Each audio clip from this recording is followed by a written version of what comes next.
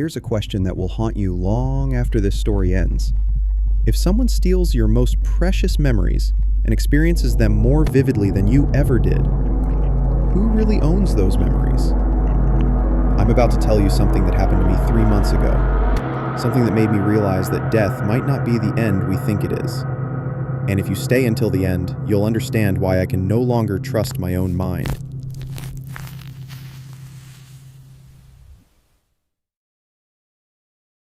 My wife Sarah died in a car accident 3 years ago. Last week I was cleaning out our storage unit when I found her phone.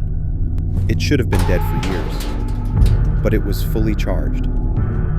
When I turned it on, I found 47 new videos.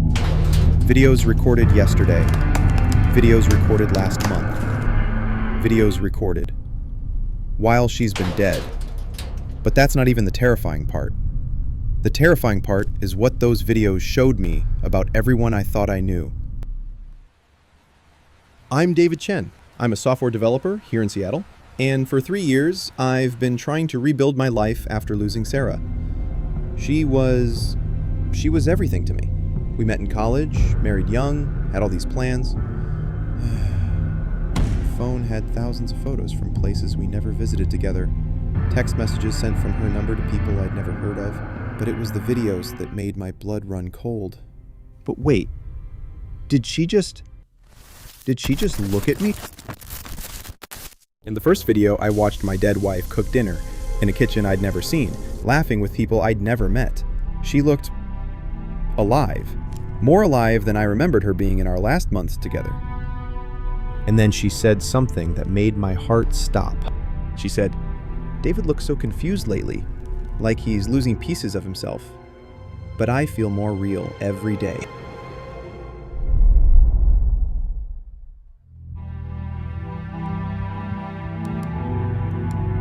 I couldn't stop watching. Video after video of Sarah living experiences I'd never shared with her. But then I started noticing something disturbing. The people in her videos. I knew them. So I started taking notes on everything I saw.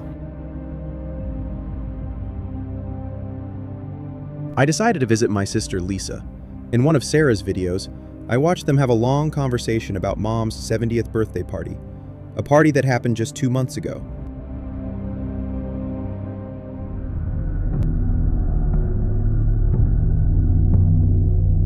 But when I asked Lisa about it, Lisa couldn't remember the conversation. She remembered the party, but when she looked at the photos, she said something that chilled me to the bone. I remember being there, but I don't remember feeling anything. It's like watching someone else's home movie.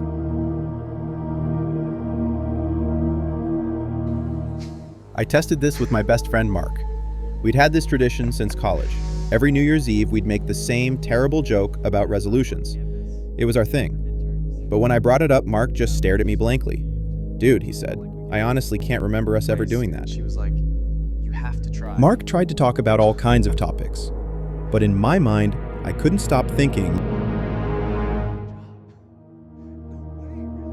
And that's when I realized, what if I wasn't just investigating this? What if I was already a victim?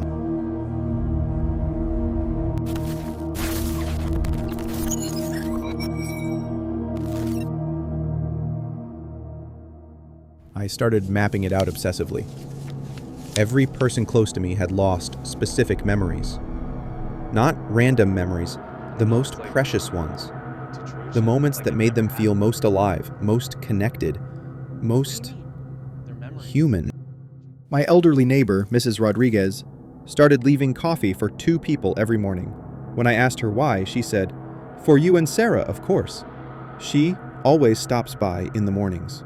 I had to remind her that Sarah died 3 years ago. She looked at me like I was crazy. And then the most terrifying thought hit me. I tried to remember Sarah's middle name. We were married for 8 years, and I couldn't remember her middle name.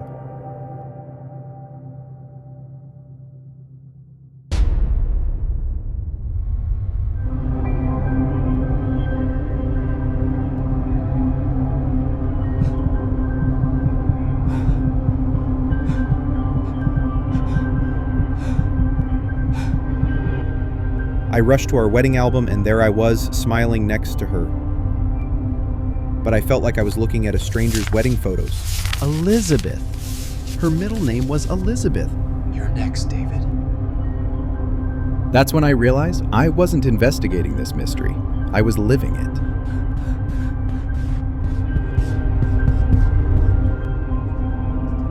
I went through every single video on Sarah's phone. I slept only a few hours.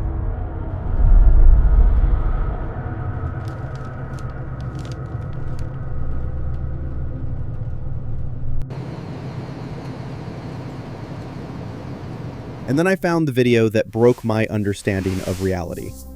Sarah was in my own living room, and she was talking directly to me. Hello, my love.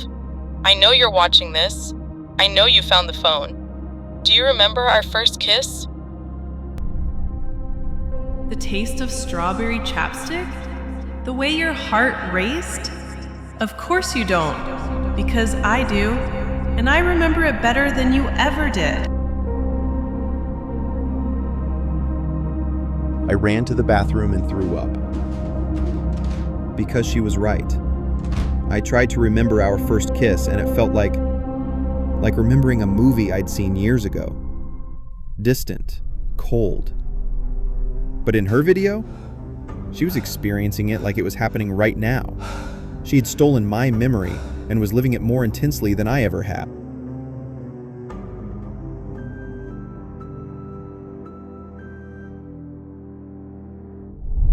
I realized with growing horror that I couldn't feel anything when I looked at our photos together.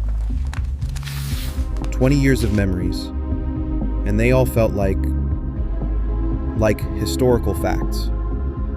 Like someone had drained all the emotion out of them. But Sarah was living them. That night, the temperature in my apartment dropped 20 degrees. I could see my breath. And then, the phone started glowing. A new video was being recorded in real time. Sarah materialized in front of me, but she wasn't just Sarah anymore. She was a compilation of everyone's stolen memories. She was wearing pieces of all our souls. She spoke with voices that weren't quite her own, her words echoing as if coming from a great distance. David, babe, I've never felt more alive. Every stolen moment makes me more real. But here's what you need to understand. If you erase me, you'll also erase everything that was ever beautiful in you. Every moment of joy, every feeling of love, every memory that made you human, gone forever. Is that really what you want? And then she offered me a choice that no one should ever have to make.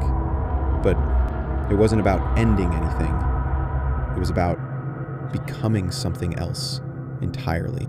And what she offered wasn't death. It was evolution.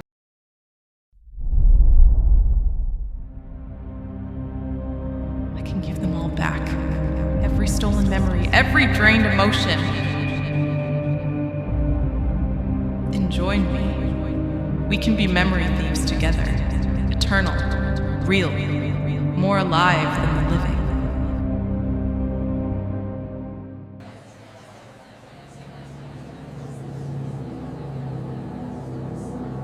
David disappeared 6 months ago. Police think he had a breakdown after finding some of his wife's old stuff. But here's the weird thing.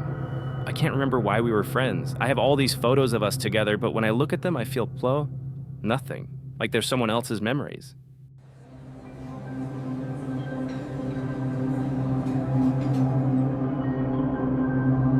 Last night I found videos on my phone that I don't remember recording.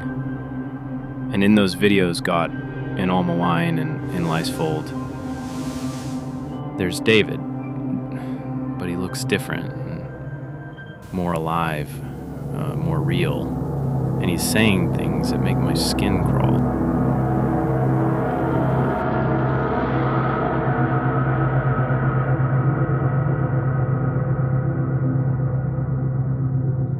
Mark, I know you're watching this. Do you remember that time we went to that concert in college? The way the music made you feel alive? Of course you don't. Because now I do. And Mark, you have so many beautiful memories. It would be such a waste to let them fade away unused.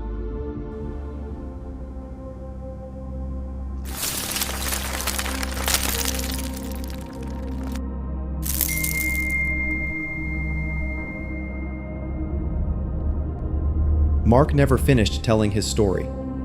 He disappeared 2 weeks later. But I know what happened to him. Just like I know what happened to David, and just like I know what's happening to you right now.